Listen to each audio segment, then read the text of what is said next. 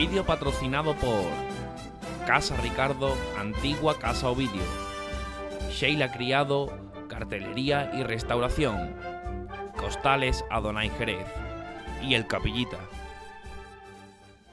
Con nosotros a don Rafael. Rafael, ¿qué tal? Muy buenas. Hola, buenas tardes. ¿Qué tal? ¿Cómo estáis? Bueno, Rafael, ¿cómo estás? ¿Cómo llevas los preparativos? Bueno, pues como te comentábamos antes, frenéticamente. Ahora mismo, afortunadamente, hemos devuelto esas sensaciones de no tener ni un minuto para respirar en las vísperas y en los previos de la Semana Santa, terminando ya la Cuaresma como debe de ser, ¿no? Después de estos 2 años de sequía, pues bueno, hemos vuelto un poquito a estos nervios y a estas prisas y a esta premura y a enfocar la víspera de Semana Santa pues con mucha agitación, ¿no? Uh-huh.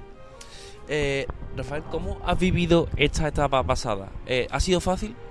Bueno, yo creo que no ha sido fácil para nadie. Yo creo que estos 2 años no se nos va a olvidar a nadie, y mucho menos a los cofrades, porque bueno, han sido 2 años muy duros, ¿no? 2 años sin poder tener procesiones en la calle, y el primer año además, bueno, pues confinado, con todo lo que supuso, de la forma en que ocurrió todo, y el segundo año afortunadamente pues por lo menos pudimos tener los templos abiertos, pudimos visitar a nuestras hermandades, rezarle a nuestras devociones, y bueno, pero han sido 2 años muy duros y creo que eso no se nos va a olvidar a nadie.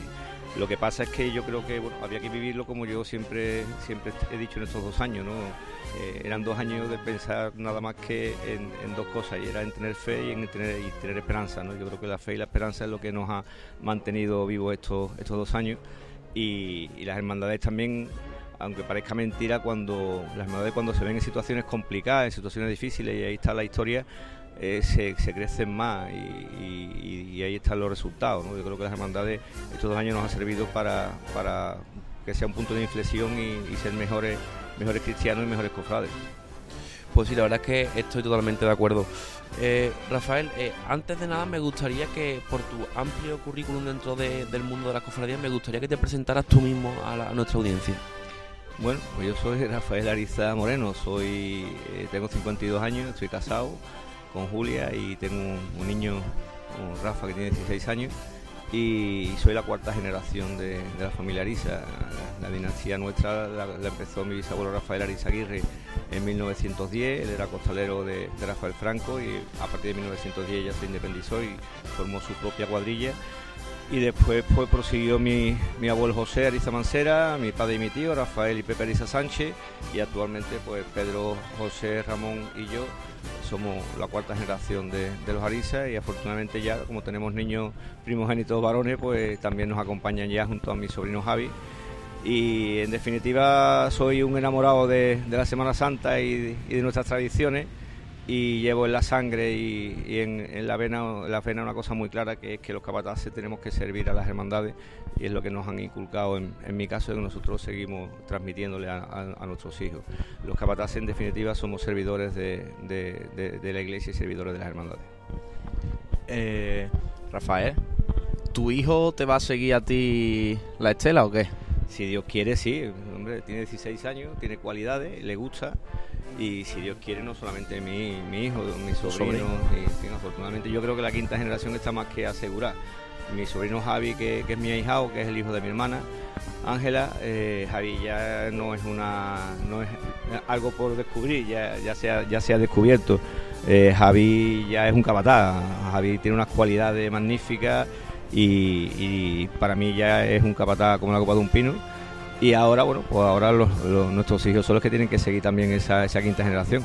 Pero yo estoy tranquilo en ese sentido, porque veo que les gusta, tienen afición, se preocupan, quieren aprender, y cuando tienen esa inquietud por aprender, te quedas tranquilo porque sabes que ahí hay cantera. Rafael, ¿cómo es el día a día de un capataz? Es decir, no solo la estación de penitencia, un capataz, ¿qué labores tienes en la hermandad durante todo el año?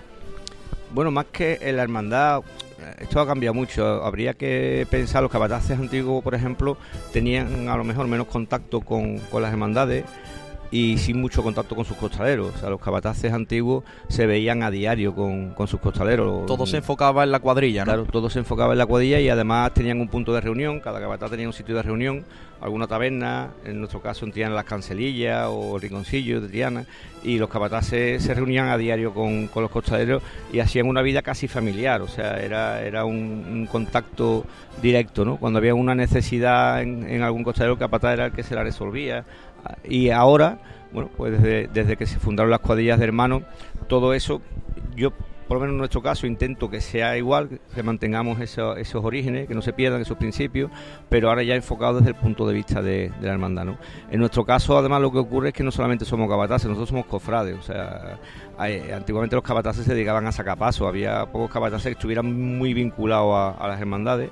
En mi casa siempre ha sido así, siempre hemos estado muy vinculados a nuestra hermandad de la O, la hermandad de Santa Cruz, que también es la hermandad de mi bisabuelo, y nosotros, bueno, pues desarrollamos también nuestra faceta como capataces y como hermanos de nuestras hermandades y al servicio de nuestras hermandades.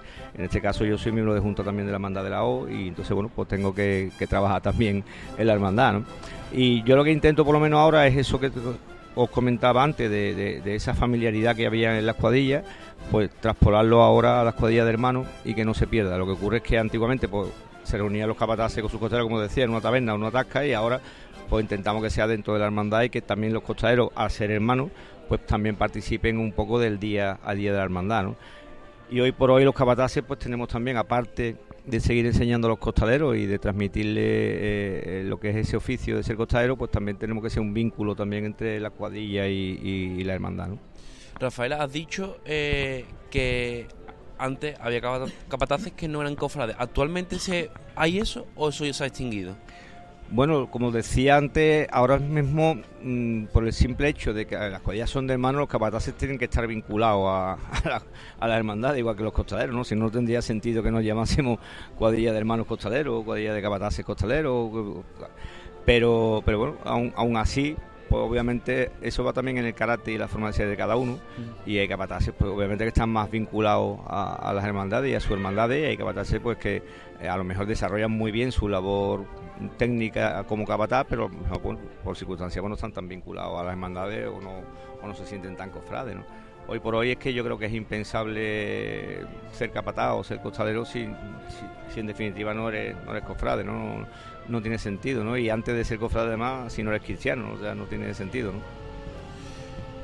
Rafael, hablemos un poco de tus inicios. ¿Cómo recuerdas y de qué manera fue tu primera estación de penitencia? Bueno, mi estación de penitencia de nazareno, o sea, yo desde que tengo uso de razón iba de nazareno a mi hermandad de la O, ¿no? Mi primera vez como capataz fue con 7 años mandando la borriquita. Yo con 7 años mi padre sacaba la borriquita y el amor en esa época, y año 76, y con 7 años pues me pusieron delante del paso de la borriquita y tuve el privilegio y el honor de sacar la borriquita por El Salvador con 7 o 8 años. Y después no se me olvidará nunca mi último año de nazareno de la O, que entrando ya en la campana del palio me vino a buscar Eduardo Bejarano, que en esa época venía de ayudante nuestro, y me quitó el antifaz y me reclamó que mi padre me quería ver delante del paso, y estaba el paso de palio parado en el parquillo, y mi padre me dijo: levanta el paso y manda. Y yo mandé el paso de la O entrando en la campana vestido de nazareno de la O, que es curioso, y hay fotografías por ahí. Y bueno, y además era presidente de Pepe Sánchez Dubé, y además tuvo un gesto muy bonito, y es que mandó una carta a mi casa, además de felicitación y de congratulación porque ya había una cuarta generación de Arisa. Y lo que pasa es que mi padre creo que no supo, sí supo, ¿no?, lo que hizo, ¿no?, porque automáticamente le dije: papá, yo ya no he visto más de nazareno, o sea, ya a partir de ahora me va a tener que aguantar delante de los pasos, ¿no? Y bueno, esos momentos son momentos que no se te olvidan, porque son momentos de inicio y de empezar a aprender y de empezar a disfrutar. Hablando de tu padre, que bueno, en las dos anécdotas que nos has contado aparece tu padre. ¿Quién ha sido para ti dentro del mundo de las cofradías? Mi padre creo que lo ha sido todo, o sea, mi padre ha sido un gran capataz. Yo muchas veces, aunque sea su hijo y y pueda parecer que no soy objetivo, que soy subjetivo, pero en los últimos 60 o 70 años de la Semana Santa de Sevilla, si analizamos todo el proceso de evolución de la Semana Santa de Sevilla, si no el mejor de los capataces más importantes que han pasado por la Semana Santa de Sevilla es mi padre.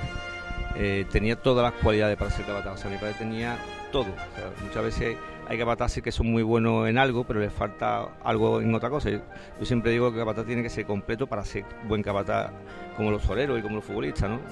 Aparte de la técnica, pues tiene que tener muchas cosas más, ¿no? Y mi padre lo reunía todo, pero luego tenía un plus y era su calidad humana. O sea, mi padre, aparte de ser un grandísimo capataz, tenía una cualidad humana que a día de hoy, unos principios, unos valores que nos los supo inculcar y que hoy, desgraciadamente, pues muchas veces faltan en la sociedad, ¿no? Es curioso, Rafael, que todo el que habla de tu padre, la gente le suele preguntar por el tema capataz. Y todo el mundo dice lo mismo. Era buen capataz, pero era mejor persona. Hombre, yo creo que eso, a mí, pues como hijo suyo, es lo que más me llena, ¿no? Yo me acuerdo cuando desgraciadamente falleció mi padre, que fue muchísima gente a despedirlo y todo el mundo me decía, si era buen capataz era mejor persona. Y yo creo que eso es un ejemplo, yo creo que eso no, pero porque además para ser buen capataz tiene que ser buena persona. A mí muchas veces cuando los costaleros, lo traspolo muchas veces a los costaleros, yo he conocido muy buenos costaleros y el que es buen costalero en su oficio y completo, tú después cuando lo conoces es buena persona. Es que para ser buen capataz tiene que ser buena persona y para ser buen costalero tiene que ser buena persona. No se puede separar esos dos caracteres. ¿Qué legado ha dejado tu padre en la ciudad de Sevilla y sobre todo en tu familia? Bueno, mi padre ha dejado un legado importantísimo y para nosotros, que es ser un continuador de nuestra dinastía, de nuestra casta y además mejorarla. O sea, sin él proponérselo, porque mi padre era una persona muy humilde, pero puso el listón muy alto. O sea, si bueno era mi bisabuelo y bueno era mi abuelo, pues mejor fue mi padre. O sea, porque además los capataces tenemos que conocerlo también en el contexto en el que están. Tú no puedes decir que este era mejor que el otro, porque al final y en definitiva estamos siempre sujetos al momento en el que estamos, ¿no? No tiene nada que ver la Semana Santa actual y lo que yo hago como capataz con lo que hizo mi padre o con lo que hizo mi abuelo o con lo que hizo mi bisabuelo, porque al final lo que cambia es el contexto histórico en el que nos movemos y la situación social y de las cofradías, ¿no? Y mi padre mejoró y yo creo que no solo estuvo a la altura, sino que superó con creces las expectativas con respecto a mi abuelo y a mi bisabuelo, ¿no? Luego, eso a nivel personal, a nivel nuestro, ¿no? Luego tuvo la capacidad también de transmitirnos a nosotros esos principios y de enseñarnos no solamente a ser buenos capataces, sino a ser buenas personas y a ser cristianos y estar al servicio de la iglesia. Y luego en Sevilla ha dejado creo unas improntas. Por dejar hasta una calle. Bueno, afortunadamente, ¿no? Pero sobre todo también yo creo que fue el capataz antiguo que más creyó en los hermanos costaleros. En el año 75, aunque la primera cuadrilla de hermanos costaleros, en el año 73 con los estudiantes, pero bueno, fue digamos una cofradía en un año, pero en el año 75, que coincide cuando volvemos nosotros a las cofradías, mi padre ese año hace la cuadrilla de hermanos del Gran Poder, la cuadrilla de hermanos del Señor de la O, de nuestro Padre Jesús Nazareno de la O. Y mi padre se dio cuenta de que en ese momento había que vivir una transición importante que era entre los costaleros antiguos, costaleros asalariados y los costaleros hermanos, ¿no? Y supo adaptarse, no solamente adaptarse, sino que supo además transmitirle a los hermanos costaleros cuáles eran los principios, los valores fundamentales de los costaleros antiguos para que eso no se perdiese, ¿no? Y creo que mi padre fue de los pocos capataces antiguos, por no decirte el único, que fue capaz de hacer eso. Ahora que has mencionado el tema de los costaleros asalariados, el que quizás conoció eso muy muy de cerca fue tu bisabuelo. Tuvo la suerte de poder trabajar con Rafael Franco. Seguro que de generación a generación han rondado muchas anécdotas que en aquella época se escuchaban y se hacían. ¿Podrías contarnos alguna? Porque claro, esta era todo tan diferente a como lo conocemos hoy en día que seguro que más de algún dato a más de uno le impresionará. Bueno, es que antiguamente además, bueno, ahora también, ¿no? Yo digo que los costaleros no han cambiado tanto. O sea, los costaleros, el que era costalero en 1910, 1920, 1950 es igual que ahora. Lo que es la esencia del costalero no ha variado lo que es la situación de las cofradías y el contexto en el que nos movemos, ¿no? Pero y los costaleros tienen que tener una gracia también, aparte de coger kilos y de saber trabajar, pero debajo de los pasos tiene que haber también... El salero, ¿no? Una chispa, tiene que haber una chispa, tiene que haber un salero, y siempre en la cuadrilla había costalero con una gracia y con una impronta impresionante, ¿no? Hay una anécdota de mi padre cuando era jovencito en el Bar Plata, en la Macarena, cuando sacábamos la Macarena, con dos costaleros nuestros antiguos, el Cerrojo y el Maña, que tenían, aparte de ser grandísimos costaleros, tenían una gracia impresionante, ¿no?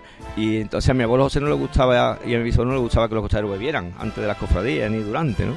Y entonces, bueno, imagínate, ¿no? Después de sacar los caballos, vete a la Macarena, y antes de salir, pues llegan a un bar, llegan al Bar Plata, y se llevan a mi padre, que tenía 16 o 18 años, y dice, ponnos 2 copitas de aguardiente y una copita y un café para el niño. Y ahora llega mi abuelo y los ve con las copas de coñado de aguardiente y dice, ¿esto qué es? Y se dan cuenta los dos y dicen, que el camarero, que se ha equivocado el camarero, que hemos pedido una copa de aguardiente para el niño y 2 cafés para nosotros. O sea que imagínate la capacidad de reacción y la sapiencia que tenían y la categoría que tenían, ¿no? Y luego hay otra muy buena, ¿no? En esa época, date cuenta, después de la guerra, las penurias que había, ¿no? Que prácticamente no había ni para comer, ¿no? Y había costaleros que sacaban 8 o 9 cofradías con la misma ropa, o sea, no se cambiaban, ¿no? De ropa es que no había, o sea, es que no había ropa, no tenían pantalones las criaturas para cambiarse todos los días, incluso los costales, llegaban con los costales, los dejaban que se aireara un poquito para que se secaran, y con las planchas antiguas se lo planchaba la ropa a la mujer y otra vez a la calle.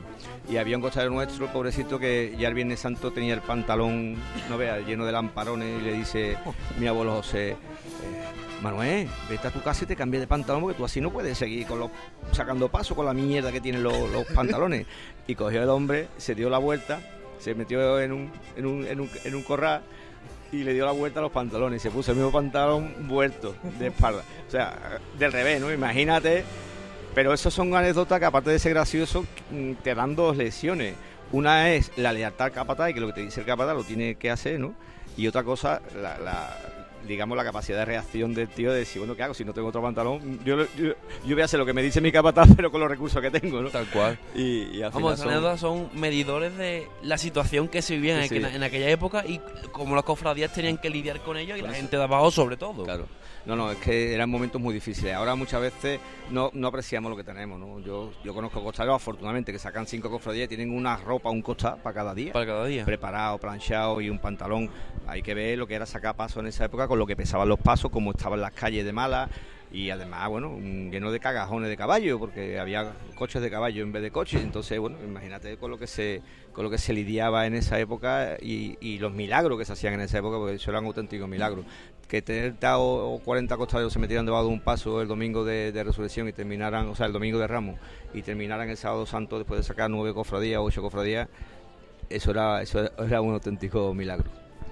Rafael, ¿a ti te hubiera gustado ser un capataz de los de antes, en esa época? Sí, yo soy un romántico empedernido, y yo cuando veo los contratos antiguos, veo las fotos antiguas de los costaleros, tuve la suerte, yo tengo 52 años, y como te he dicho, en el año 75, 76 estaba mandando pasos con mi padre, y yo cogí los últimos coletazos de los hermanos costaleros, porque de los costaleros asalariados, de los costaleros antiguos, hasta que se hicieron las cuadrillas de hermanos, y tuve la suerte de conocer a muchos costaleros. Pero a mí vivir esa época me hubiese encantado, no porque la de ahora no me guste, la de ahora es magnífica y yo disfruto mandando pasos, pero en esa época había un sabor, había una esencia, había un... ¿Te gusta llamarlos costaleros profesionales?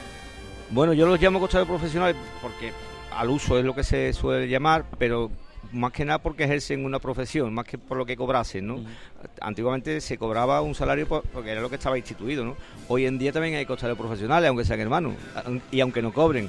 ¿Por qué? Porque para mí ser un profesional es una persona que desarrolla un oficio o un trabajo y lo desarrolla bien. Entonces es una cualificación profesional, ¿no? Cualquier persona que desarrolle un trabajo, aunque no cobre por ese trabajo, para mí es un profesional si lo hace bien. Y antiguamente, bueno, es que encima es lo que había instituido, o sea, es que todos los costillas cobraban. Pero a mí más que costalero profesional, a mí me gustaba más llamarlo costalero antiguo, costalero asalariado, costalero... Bueno, tú lo sabrás. ¿Cuánto cobraba un costalero por cofradía? Bueno, eso variaba en función de los años y de la época. ¿Tú sabes lo que cobró tu bisabuelo? Y de la época. Lo que pasa ahora de memoria es complicado y me voy a equivocar seguro. Afortunadamente yo tengo todos esos datos en casa porque tengo todos los contratos desde la época de mi bisabuelo hasta los últimos años. Incluso mi abuelo, que para eso era muy meticuloso, mi padre hacía una vez estudios de lo que se cobraba en una época y en otra, la evolución, la transición. Los últimos años nuestros, por ejemplo, en Santa Marta, de los últimos años eran 3.500 pesetas por sacar la cofradía.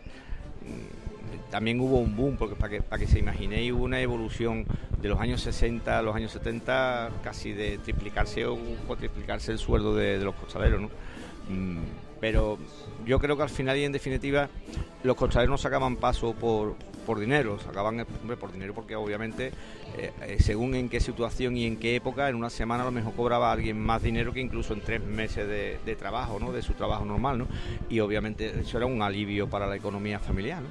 Pero a los costaleros les ha gustado sacar paso. O sea, el costalero tiene, por mucho que cobre, por mucho que deje de cobrar, al costalero le tiene que gustar merced debajo de los pasos, y había una afición y una devoción antiguamente y la hay ahora. Yo soy un defensor en eso. Como tú me has dicho antes, lo de costalero profesional, a mí lo que me da coraje es cuando se les quiere llamar a los costaleros antiguos costaleros profesionales de forma peyorativa, ¿no? De forma, no, como cobraban, cobraban, si es que cobraba todo el mundo. Claro. Es que el que llevaba también la cruz parroquia también cobraba, y los que encendían las velas también cobraban, o sea, ¿qué quiere? Pero cuando se quiere utilizar eso de forma peyorativa, porque al final los costaleros eran costaleros porque les gustaba meterse bajo los pasos, igual que ahora. Si no, no te metes bajo un paso, con lo que pesa un paso, por mucho que te paguen, porque de hecho cualquiera podía haber sido costalero, ¿no? Y sin embargo había gente que no se metía bajo los pasos, ¿no? Está claro. Prefería irse a lo mejor a cargar muelle antes de meterse bajo un paso, ¿no? Recuerdo una entrevista que hay que se llama La entrevista al último ratón, que le preguntan, anecdóticamente le preguntan si no te hubieran pagado, te hubieran metido bajo de un paso, y dice él con su gracia, ni muerto. Bueno, habría que preguntárselo a cada costalero, ¿no? En esa época, ¿no? Yo también tengo recuerdos de costaleros que terminaban la Semana Santa y cogían su sobre, tal como lo cobraban, se lo daban a un compañero que le hacía más falta que a ellos, y estaban sobrados de dinero y se metían a los pasos porque les gustaban, ¿no? Yo tengo una anécdota, por ejemplo, siendo yo un chiquillo sacando nosotros la cigarrera, que se presentó un costalero nuestro antiguo que se llamaba Caballero, que venía de Irún, y se pegó de Irún a Sevilla sin dormir en un coche, en un Mercedes, y el tío tenía una flota de camiones en Irún y estaba en el auténtico taco, y el hombre cogió, y el martes o el miércoles santo se le cruzaron los cables y le dijo a la mujer, me voy para Sevilla, y cogió el coche, pum a Sevilla, y se presentó en mi casa. En esa época ni teléfono móvil ni nada, se presentó en mi casa porque sabía dónde vivía mi padre. Llegó mi padre de trabajar a cambiarse, y cuando se vieron los dos se dieron un abrazo, se quedó a comer en casa y sacó las cofradías con nosotros, la del jueves, la del viernes y la del sábado, y tal como cobró el dinero se lo dio al costalero que él sabía que le hacía falta. No se puede generalizar en ese sentido, ¿no? En ese sentido, digamos que el dinero hacía falta en esa época y a nadie le amarga un dulce. Igual que si tú ahora le dices a cualquier chaval que saca 5 cofradías, ¿te gusta sacar cofradías? Sí, pero si aparte te doy 100 pavitos, 100 euros cada vez que saque un paso, ¿qué? Pues mejor, ¿no? 5 cofradías por 100 pues son 500 euros, ¿no? Que se lo gasta después en la feria, a lo mejor si no le hace falta pues se lo gasta en la feria. No, claro, totalmente. Pero por eso no es ni mejor ni peor costalero ni quiere más los pasos menos. No, simplemente los tiempos que Claro, corrían en esa claro, época, es y lo que la había. cosa cambia, Claro. ni para bien ni para mal, Claro. simplemente ha sido una evolución de la sociedad y hay que aceptarlo. Rafael, para ser capataz, ¿hay que ser antes costalero? No necesariamente. Y de hecho, con esa pregunta, afortunadamente me la hace muchas veces y además me encanta, porque tengo un ejemplo muy claro, ¿no? En mi casa el único que fue costalero antes que capataz fue mi bisabuelo. Ni mi padre, ni mi tío, ni mi abuelo ha sido costalero. Nosotros nos hemos metido a los pasos, y de hecho mi hermano Ramón se sigue metiendo a los pasos, mi hermano Javi, porque nos gusta meternos a los pasos, y yo me he metido a los pasos porque siempre ha sido un mundo que me ha atraído, ¿no? Pero a mí eso me ha hecho mejor capataz, no me ha hecho ser capataz, me ha hecho ser mejor. En la historia de la Semana Santa de Sevilla hay grandes capataces que nunca se metieron debajo de un paso, por ejemplo Rafael Franco, y hay el caso de algunos grandísimos costaleros que han querido ser capataces y no han llegado a ningún lado, porque es muy distinto. O sea, lo que se vive debajo de un paso a lo que se vive de fuera, aunque parezca mentira, no tiene nada que ver, en absoluto, en absoluto. Las cualidades que tiene que tener un capataz en muchos casos no tiene nada que ver con la de ser costalero. Pero quizás a la hora de saber entender al costalero, claro, te puede sumar ese plus, ¿no? Claro, eso es lo que te quería comentar, ¿no? Yo cuando me metí debajo de un paso con 14 años, el capataz que me vio trabajar me dice: niño, ¿tú cuántos años llevas sacando pasos? Y digo: sí, el primer paso que me meto en mi vida. Pero como había visto tantos buenos costaleros, pues yo había aprendido y había mamado de eso, y parecía que llevaba trabajando toda mi vida debajo de los pasos, ¿no? A mí lo que sí me ha aportado el meterme debajo de los pasos, y hablo de una forma muy personal, y es mi opinión personal y mía, es que yo me he hecho mejor capataz, no porque me haya metido debajo de los pasos, sino porque cuando me he metido debajo de los pasos he comprendido muchas cosas que ocurren debajo de los pasos. Cuando yo era un chiquillo, mi padre me decía: Rafaelito, para el paso ya. Tú tienes que tener una cualidad, que es saber la fuerza que lleva el costalero. Y mi padre me la inculcó, y yo cuando veía que la gente estaba cansada paraba el paso. Eso es un ejemplo, ¿no?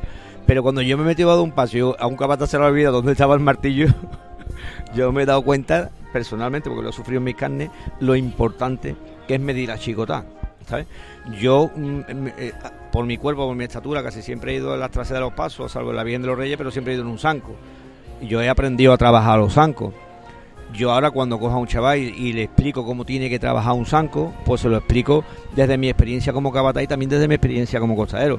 Yo le estoy explicando a un chaval joven, nuevo, cómo tiene que hacer las cosas, pero porque yo las he hecho también, ¿sabes? Y luego también te enseña a vivir también las maldades que hay debajo de los pasos, que también las hay, la picardía y las cosas, ¿no? Va la cosa de anécdota, ¿eh? Para ser buen capataz, o sea, ya te digo, no es una cualidad fundamental ser costalero, pero sí te aporta muchísimas cosas, y obviamente a nivel de experiencia personal te da la tranquilidad de tu saber y conocer también lo que es el oficio, ¿no? ¿Es una cosa que recomiendas a todo el que no lo haya probado? ¿Ser costalero? Bueno, pero no para ser capataz, o sea, ser costalero... Hombre, no, para ser capataz, ¿no? Ser costalero es la experiencia más bonita que puede tener una persona. Date cuenta que debajo de los pasos ahora mismo se viven unos principios y unos valores de la sociedad que se están perdiendo. Muchas veces yo digo que debajo de los pasos, en la cuadrilla de costaleros, sigue habiendo solidaridad, sigue habiendo compañerismo, sigue habiendo generosidad, sigue habiendo amistad, sigue habiendo respeto. Esos son valores fundamentales que tiene que tener cualquier persona. Cualquier persona que vaya por la calle tiene que tener esos valores. Si no los tiene, no es una persona, es otra cosa. Y eso se vive y se mama debajo de los pasos, porque si no, no se entendería una cuadrilla. Los pasos al final van bien o van regular, independientemente de las capacidades técnicas que tengamos los capataces y los costaleros, cuando se consigue eso. Cuando tú consigues que debajo de un paso en una cuadrilla se sientan, aparte de costaleros, amigos y familia, y se sufra más por ti que por el que va a tu lado. Cuando tú en definitiva dices: yo no estoy sufriendo por mí, estoy sufriendo por mi compañero que va al lado, que va peor que yo, y te voy a ayudar. Cuando tú consigues eso, eso es cuando tú has conseguido, digamos, el culme de una cuadrilla, ¿sabes? Porque una cuadrilla en definitiva se vive de esos valores, de la solidaridad, del compañerismo, de la lealtad al capataz, de la fidelidad al capataz, de querer que va al lado tuya. Es que cuando se pasa mal debajo de los pasos, tú tiras de las piernas, tú tiras de tu recurso, tú tiras de tu físico, pero tienes que tirar también de eso, del corazón que tú tienes y de la generosidad que tú tienes. Y muchas veces el costalero bueno muchas veces no está preocupado por él, está preocupado porque va al lado o porque va detrás. Y eso es el costalero de verdad. Rafael, vamos a hacer otro salto en el tiempo y nos vamos allá al presente, a la actualidad.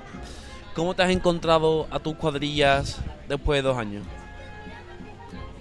Bueno, te puedo hablar a nivel general o a nivel digamos... A nivel general, primera toma de contacto, es decir, ¿se han notado los 2 años de pandemia o esta gente sigue maciza como el último año? Bien, o sea, vamos, el costalero, eso es como... El costalero no pierde, digamos, las cualidades ni pierde las capacidades en 2 años, igual que no las pierdemos los capataces, ¿no? Pero sí es verdad que estos 2 años de parón te hacen muchas veces perder las sensaciones, ¿no? Es como un deportista que tiene una lesión y se para 1 año, cuando vuelve a jugar fútbol, por ejemplo, un futbolista pues dice, es igual, ¿no? Si antes era bueno, pues ahora tiene que ser bueno, pero tarda un poquito a lo mejor en coger ese tacto, ¿no? En coger lo que es la sensibilidad de las cosas, ¿no? A los costaleros al final, en definitiva, nos ha pasado lo mismo. En el primer entrenamiento, bueno, un poquito raro, en el segundo ya como si no hubiera pasado nada, ¿no?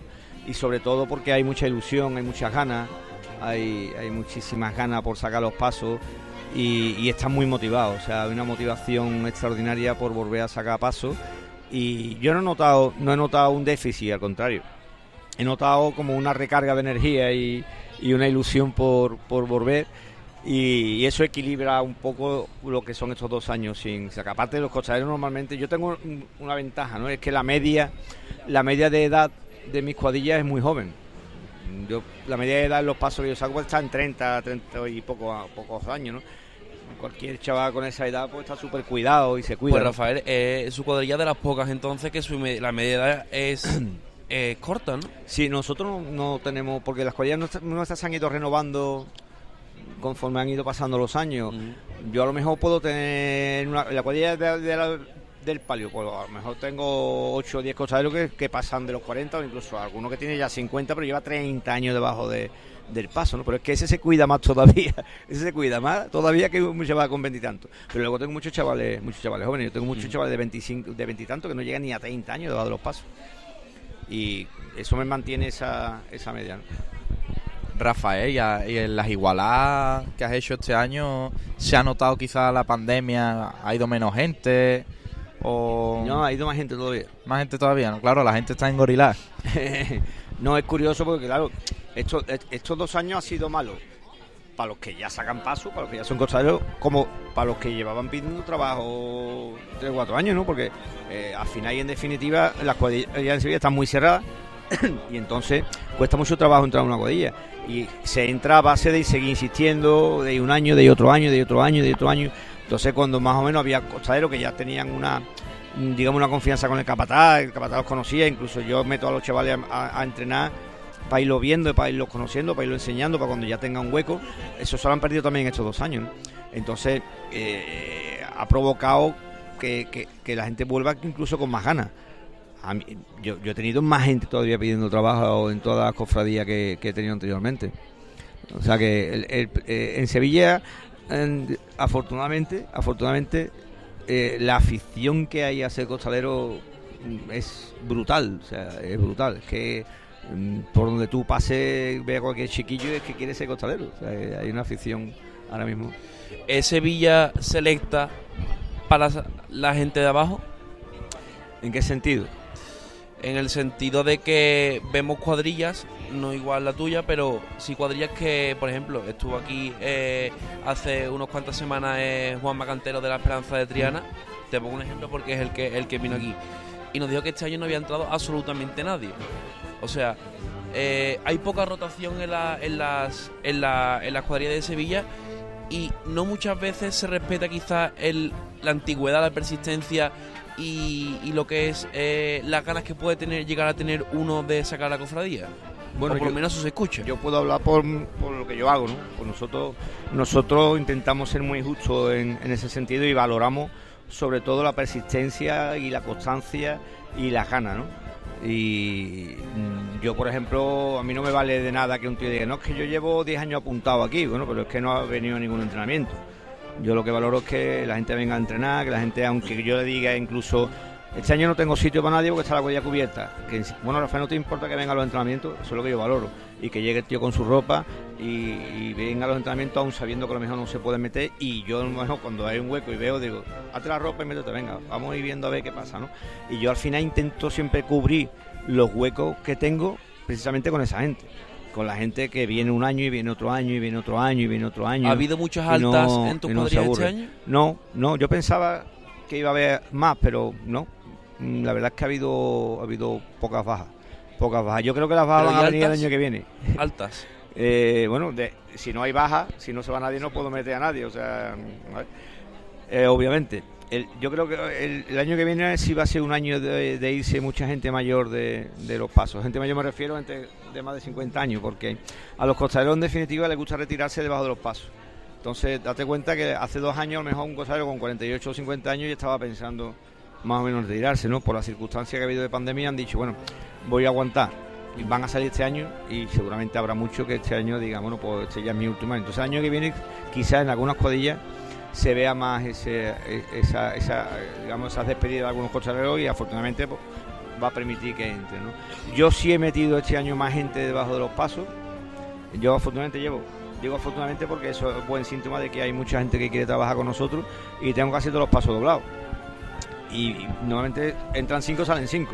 Pero este año he metido incluso algún costalero más precisamente por eso, precisamente por gente que yo creo que ya se lo merecían, gente que ya tienen que ir sacando la cofradía porque se lo han ganado a base de sacrificio y de constancia, como hemos dicho antes, y aparte también porque es un año muy raro, un año muy complicado, y los capataces tenemos siempre que ser un poquito preventivos, o sea, los capataces tenemos que ver o adelantarnos a ver qué va a pasar antes de que pase, si no, no eres buen capataz. Entonces, bueno, yo por curarme en salud, pues voy a llevar este año incluso algún pico, por así decirlo. A mí no me gusta llamarlo pico, porque yo cuando meto un tío de un paso le doy su relevo con un papelito y sabe dónde se mete y dónde no se mete. No son gente que están allí y pidiendo una limosna nuevamente se va a dar un paso, ¿no? Como ocurrió en otras cuadrillas. No me gusta llamarlo pico, pero sí voy a llevar seguramente más gente debajo de los pasos. Rafael, a expensas de que comience ya todo el lío, que queda una semanita nada más, ¿los capatazes habéis recibido más indicaciones de las que ellos pusieron pues el Consejo, la Junta de Andalucía en el tema de sanidad? Ya vimos lo de las mascarillas. ¿Os han aconsejado algo estas últimas semanas? ¿Alguna nueva medida? Bueno, lo único que hay son las recomendaciones que hizo la Junta de Andalucía en cuanto a los entrenamientos, y ahora ha sacado unas recomendaciones además generalizadas tanto para público como para nazarenos como para costaleros, y son meramente recomendaciones. Al final el Consejo tampoco le ha mandado a las hermandades ningún tipo de obligación ni de norma de obligado cumplimiento. Una recomendación, ¿no? Son meras recomendaciones y al final son las hermandades las que tendrán que resolver. Al final y en definitiva, las hermandades creo que somos ya bastante mayores de edad ya y sabemos lo que tenemos también como para que nos digan cómo tenemos que hacer las cosas. Y además es responsabilidad de las hermandades, y aparte ningún organismo se quiere implicar más allá de lo que puede o quiere, ¿no? Entonces al final y en definitiva serán las hermandades las que tendrán que decidir cómo tienen que hacer las cosas, ¿no? Y creo que somos lo bastante responsables todas las hermandades de Sevilla como para saber lo que tenemos que hacer, ¿no? Tampoco se le puede exigir a un costalero más que se le pueda exigir a una persona normal, ¿no? Si el público va a estar viendo cofradías sin mascarilla, por ejemplo, que no lo sé, a un costalero tampoco se le puede pedir más que a otra persona, ¿no? Ni a un capataz. O sea, tenemos que tener un poquito de sentido común, tenemos que saber que esto nos ha ido, que esto está aquí, que tenemos un problema de salud importante, que tenemos que cuidar y tenemos que ser responsables, pero también tenemos que entender que tenemos que desarrollar un trabajo y unas labores, y hay que compensar un poquito los riesgos sanitarios y los riesgos de salud también con hacer bien nuestro trabajo, ¿no? Que al final es lo que hay que hacer, ¿no? ¿Tus cuadrillas van a llevar la mascarilla puesta debajo del paso? A día de hoy a mí ninguna hermandad me ha obligado. Yo haré lo que me diga las hermandades, pero ninguna hermandad... Te lava las manos, ¿no? No me lavo las manos. Yo voy a hacer y tendré que hacer lo que dice las hermandades, porque al final la que manda es la hermandad. Pero a día de hoy a mí ninguna hermandad me ha obligado ni me va a obligar a que ponga mascarilla debajo de los pasos, porque además es absurdo. ¿Te parece una locura? No, me parece absurdo, no es una locura. De locos está el mundo lleno, y incluso de locos sabios y mejores que cuerdos, ¿no? Pero lo que me parece es una absurdez total. Debajo de un paso una mascarilla no aporta absolutamente nada. ¿Incomodidad solamente? Incomodidad, y tenemos que tener en cuenta también que debajo del paso al final va una persona que está haciendo un esfuerzo físico, que ya ha presentado un certificado COVID, que ya se ha hecho un test, que ya sabemos que no tiene ningún riesgo de contagio. Es rizo el rizo. Debajo de un paso no pinta. Y es más, yo como capataz tampoco me voy a poner una mascarilla mandando un paso, lo tengo más claro que el agua. ¿Por qué? Pues porque a mi costalero me tiene que escuchar, yo tengo que hablar, yo tengo que gesticular, y yo tengo que es más importante, ponerme una mascarilla o pegar un porrazo, ¿no? Entonces al final tiene que actuar sentido común, ¿no? Y para mí es más importante hacer las cosas bien, hacer mi trabajo bien, que ponerme una mascarilla. Cuando es que además una mascarilla, ahora mismo estamos en medio de la calle y no hay nadie lleva mascarilla, entramos en el bar y no hay nadie con mascarilla. Las hermandades no podemos ser más papistas que el Papa. O sea, nosotros no queremos tampoco, no podemos pretender ser los más buenos del mundo. No, si lo que ocurre en la sociedad es lo que tenemos que hacer las hermandades. No tenemos que demostrar nada. Es que desgraciadamente algunos cofrades se creen que las hermandades tenemos que estar constantemente demostrando cosas. No, nosotros no tenemos que estar constantemente demostrando cosas. Creo que ya hemos demostrado lo que son las hermandades. Rafael, de la cuadrilla, bueno, con la cuadrilla que ya te has estrenado, está claro que ser capataz conlleva una grandísima responsabilidad. De hecho, de los cargos de la cofradía es el que casi más responsabilidad tiene. Pero ¿con qué hermandad encaras con mayor nerviosismo debido a la dificultad que pueda llevar debido a la dimensión del paso, calles? ¿Con qué hermandad te pones tú más nervioso? Bueno, yo los nervios hace ya un montón de años que los dejé en mi casa. Yo ya cuando saco, afortunadamente, ¿no? Cuando me pongo delante de un paso no tengo nervios. Yo me pongo delante de los pasos con la tranquilidad de haber hecho un trabajo, de confiar en los costaleros que llevo, sea cual sea la cuadrilla y sea cual sea la hermandad, ¿no? Y como confío tanto en mis costaleros y confío tanto en mí, pues afortunadamente el nervio no existe. Lo que existe es emotividad y sentimiento, ¿no? Mientras mayor se va haciendo uno, y se daréis cuenta ustedes que sois muy jóvenes todavía, pero cuando vayáis cumpliendo años se daréis cuenta que se emocionaréis por cosas que a lo mejor antes no se emocionabais, ¿no? ¿Por qué? Porque falta gente que afortunadamente ahora tenéis, porque vivís situaciones que son distintas, ¿no? Y los años te va dando esa sensiblería, afortunadamente, porque eso quiere decir que el corazón sigue vivo, ¿no? Y está despierto. Y yo más que nervios, yo cada año lo que siento es más emoción delante de los pasos. Más emoción porque valoro más, quizás, ahora valoro más que cuando era más joven, lo que es la importancia de ponerse delante de un paso y lo que para mí significa ponerse delante de un paso. Pero los nervios, yo en mi vida he tenido nervios delante de un paso. O sea, claro, se me venía, por ejemplo, a la cabeza, por ponerte un ejemplo, esa revirada de la Iniesta por calle Iniesta. Eso es un disfrute, pero eso es un disfrute. Pero complicado. Eso es un disfrute, o sea, eso para el que lo ve, para un yo, capataz, por ejemplo, cofrade, que me gusta el tema de los costaleros y demás, yo lo veo y digo, es que esto es ingeniería de la Semana Santa. O sea, bueno, eso es un milagro. Eso, si tú lo ves, es un milagro. O sea, si tú lo ves desde fuera, eso es un milagro. Pero para mí es un disfrute. O sea, para mí ese es el momento de yo sentirme capataz. O sea, cuando yo soy capataz en cualquier momento y en cualquier paso, ¿no? Pero cuando tú tienes una dificultad extrema y tú la superas y confías en la gente de abajo y la gente de abajo te responde y se contagia a todo el mundo y la gente se crece y lo que es difícil se hace fácil, eso es el culmen de ser capataz. O sea, eso es cuando tú te sientes diciendo, bueno, eso es ganar Roland Garros. O sea, eso es ser ya... Pero eso es gracias a los costaleros. Un capataz no es nada sin sus costaleros y los costaleros no son nada sin su capataz. El ser capataz tiene que ser una simbiosis con su cuadrilla y tiene que haber un entendimiento y tiene que haber una unión tan grande que si no la hay, pues las cosas salen mal, y si la hay, pues las cosas salen bien y hasta parecen fácil. Rafael, un capataz, y a ver si me explico bien al preguntarte, ¿disfruta al 100% en la estación de penitencia? No. Es imposible. Es imposible porque al final y en definitiva estamos desarrollando un trabajo y un oficio. Tienes una responsabilidad a tu espalda, ¿no? Y tu responsabilidad es tan grande que, por lo menos hablo por mí, ¿no? Que el nivel de exigencia es tan brutal, tan importante, que desde que levantas el paso hasta que lo arrías, estás pendiente de 10.000 detalles, de 10.000 cosas para que todo salga bien, y entonces eso te absorbe tanto que difícilmente puede uno disfrutar, digamos, de la belleza de un paso andando. Hay segundos, momentos, que en una vuelta te queda un poquito embobado con el paso y si hay que ver que bien va esto, ve la cara de la Virgen o de Cristo o del Señor que lleva y dice qué barbaridad, ¿no? Pero son milésimas de segundo, rápidamente ya te tiene que ir a la gente y seguir achuchándola y seguir metiéndola en la pelea, y entonces el capataz disfruta poco. Yo siempre digo, yo personalmente cuando disfruto es cuando arrío los 4 zancos en la iglesia.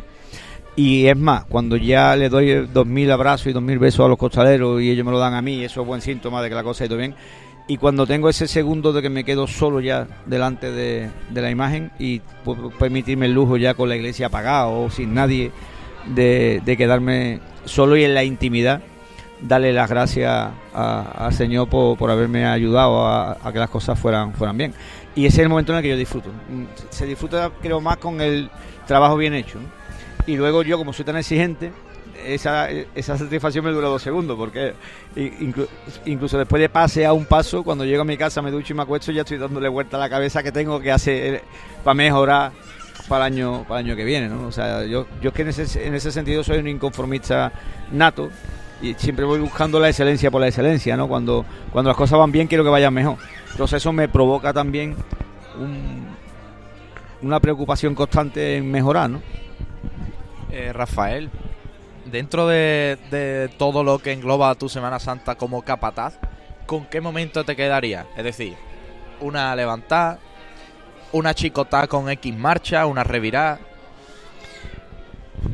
Hay muchos momentos y muchos sitios. Yo digo siempre que, incluso ya no como capataz, viendo una cofradía en la calle como cofrade, como un público más, como alguien que le gusta las cofradías, yo me quedo siempre con el momento que me emociona, ¿no? Con el momento que me pone los vellos de punta, con el momento que veo una buena vuelta, que veo gente con cositas que me emocionan, que aprendo y que me suman, ¿no? Como capataz yo me quedo al final siempre con la satisfacción de hacer bien el trabajo.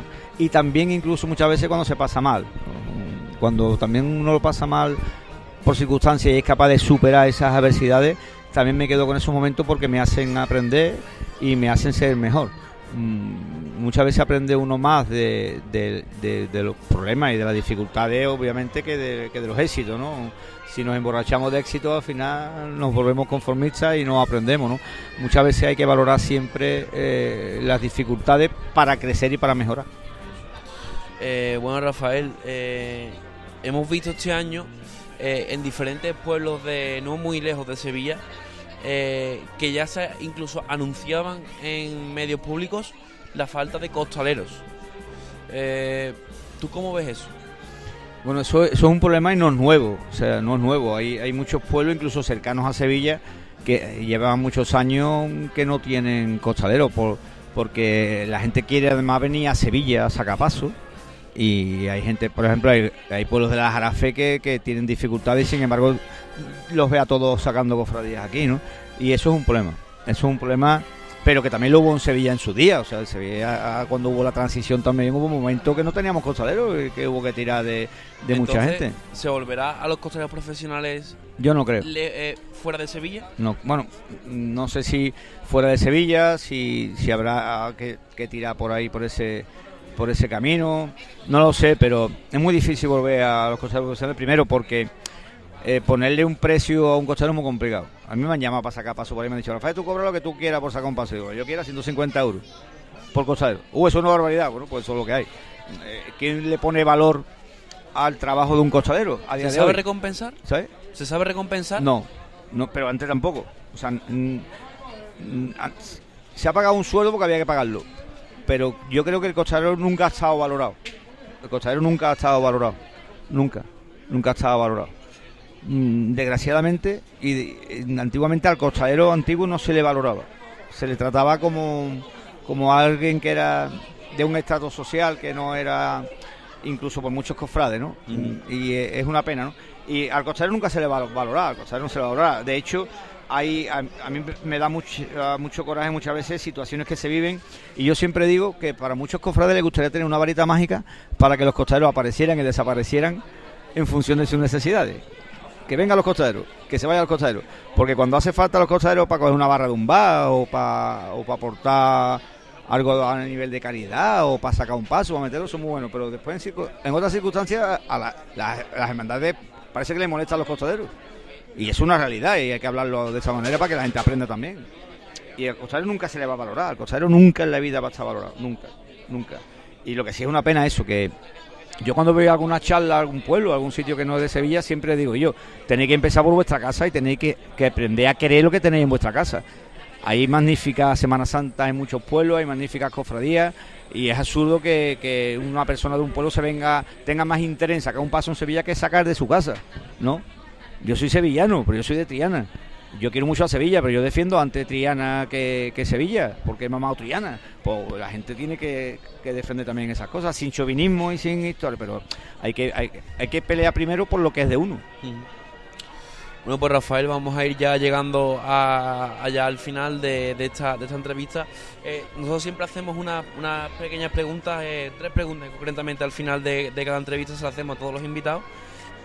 Responde brevemente, ¿vale? Esta la hemos añadido, Paco. ¿Torrija o arroz con leche? Me ha dado en 2 puntos. La pregunta débiles. más difícil. En 2 puntos débiles. En 2 puntos débiles. Porque además mi madre las 2 cosas las hace magníficas. La torrija, el arroz con leche y añadiría la leche frita. Ajá, cierto es. Son 3 debilidades. Hombre, en esta época la torrija. Claro. ¿Un lugar para ver cofradía? Como decía antes, cualquier sitio que me emocione y que me guste, ¿no?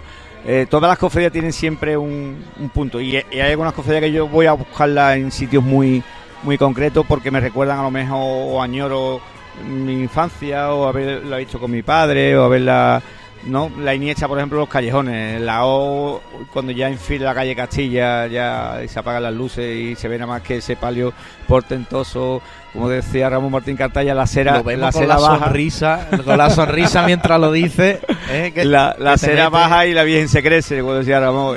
Hay momentos que son inolvidables y te llenan, ¿no? Y por último, un deseo para esta Semana Santa 2022. Pues que disfrutemos todos los cofrades de Sevilla, los capataces, los costaleros, que todo vaya bien y además que honremos a todos esos cofrades que se nos han ido en estos últimos años, ya sea por pandemia o ya sea por otras circunstancias, y que nos acordemos de todos ellos desde la primera levantada hasta la última, porque al final y en definitiva nosotros hemos recogido una herencia importante de grandes cofrades y hay que honrarlo cada vez que sacamos un paso a la calle. Pues te la curra un poco más que los demás, que todo el mundo decía, un deseo, que no llueva. Rafael, muchísimas gracias. Gracias a vosotros, he pasado un rato Hemos pasado un rato espléndido, de verdad. Y muchísimas gracias por vuestra invitación. A ti siempre.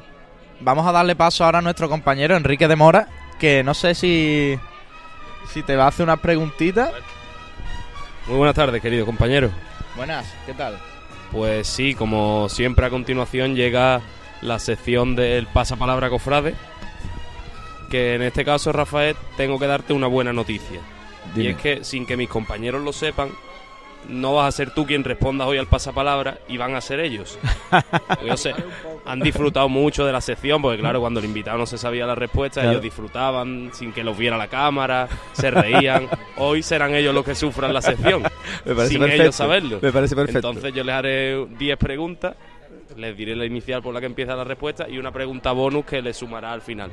Y ya pues, este es el último programa, haremos una clasificación a ver quién de los invitados, y contando nuestros 2 contertulios, pues ha sacado mejor nota en el pasapalabra. Me parece bueno, me parece muy bien. Así que sin ningún tipo de problema le puedes dar ya el micrófono a ellos y tú limitarte a disfrutar ahora mismo. ¿Qué va? ¿Uno cada uno? ¿Cómo va la cosa? Hoy sois un equipo, Venga, hoy os dejo ser un equipo. ¿Ya lo tiene, compañero Jaime? Tenemos que mirar a cámara. Hombre, ahora nosotros. Hoy sois vosotros. Digo. Con la letra A. ¿Qué forma tienen la punta de los varales del palio de la Virgen de los Dolores del Cerro? Espérate. Con la letra A. ¿Qué forma o qué figura? Yo digo, ¿de angelito? No, de águilas. Oh, verdad. Con lo que a ti te gusta el cerro. Verdad, cierto. Con la letra C. Hermandad cuyo paso de misterio es el único que tiene rematados sus zancos con garras de metal. Con la letra C. Yo lo sé. La carretería. Bien, compañero, bien. Con la D, Dolorosa de Castillo Lastrucci, que es la primera y más característica de las dolorosas de tipo castizo sevillana de las labradas y creadas por dicho autor. ¿Con la letra qué? D, Dolorosa de Castillo Lastrucci. Ha dado una pista aquí el invitado, ¿eh? Martes Santo. Dulce nombre. Bien. Bien. Con la letra G, ¿a qué hermandad iba Manuel Ruiz de Lopera junto con la plantilla del Real Betis Balompié a realizar una característica ofrenda floral cada año para pedirle al Señor suerte para la temporada venidera? Al gran poder. Bien, si esa no te la sabía, Paco, ya te iba a castigar yo a ti. Con la letra J, última hermandad sevillana en incorporar en su paso de palio la imagen de San Juan junto a su dolorosa. Con la letra J. J. No hay muchas. ¿Tú te lo sabes? Dila. Los Javieres. Muy bien. Con la letra M, si esta os la sabéis, invito yo a comer hoy. Vamos. Hay que ponerse serio. Con la letra M, primera banda que tocó tras el desprecio de Herodes la marcha Silencio Blanco. Primera banda. Primera banda que tocó tras el misterio del desprecio de Herodes, antes de que tocara Triana, la marcha Silencio Blanco.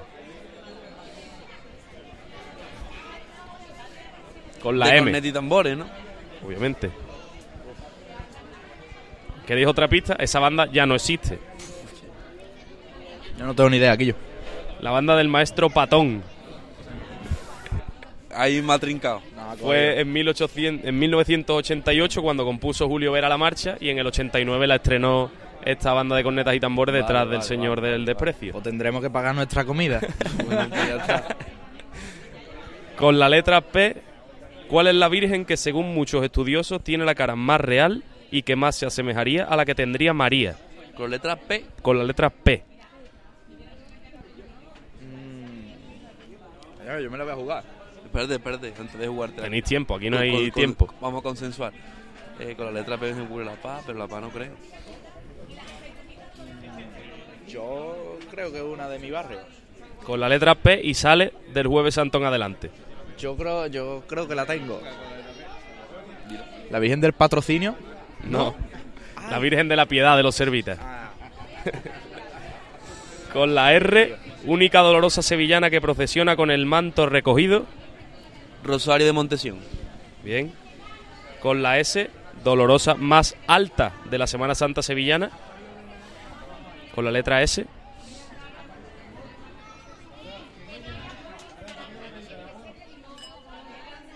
Es que yo no, las tallas no me las sé, o sea... Con la letra S. Con la letra S.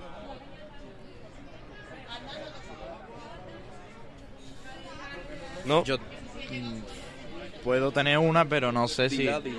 Soledad, ¿Cuál? San Lorenzo. No. ¿No? La Soledad de San Buenaventura. Vaya, hombre. Por eso he dicho Soledad, digo, a ver si... Y ya la pregunta de antes del bonus, con la letra T, barrio en el ¿T? que...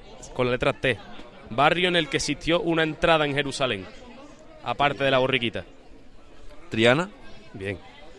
Y por último, la pregunta bonus con la letra D, dolorosa cuyo manto es conocido popularmente como el manto de ajedrez. Yo no sé si será, pero el cerro tiene... Los dolores del cerro tiene un manto así... ¿Y cómo se llama la Virgen del Cerro? Los dolores del cerro. Muy bien. Ya Bueno. te he cogido en una del cerro, en la segunda no te he podido coger. Pues ¿Qué tal? Muy bien, compañero, bien. ¿Sensaciones? Bien. La verdad que esperaba menos de vosotros, pero bien. Y yo. Me he portado, Bueno, bien, sí, te bien. portáis Me nosotros alegro. también. ¿Tú cómo lo has visto? Bien, han estado a la altura, Estaba a la altura, ¿no? Tú te la sabías, ¿no? Alguna. Lo hubiera tenido complicado también. Vale. Bien, compañero, muy bien. Pues me alegro. Muchas gracias, Enrique, por... Nada, vosotros siempre. Pues nada, vamos a dar paso a publicidad, ¿no, Alejandro? Así es. Bueno, pues lo dicho, Rafael, mil gracias por estar aquí con nosotros y para lo que quieras, esta es tu casa. Gracias a vosotros y que disfrutéis de esta Semana Santa. Muy bien. Pues bueno, y nosotros nos vamos a marchar a publicidad, pero bueno, no se vayan porque enseguida...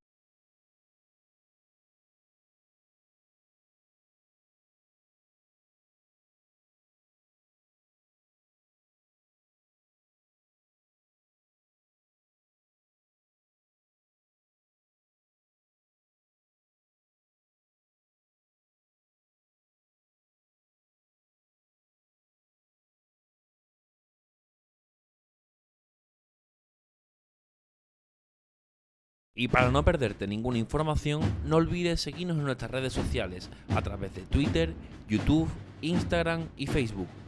De Cofradías, la voz de la Semana Santa en Internet.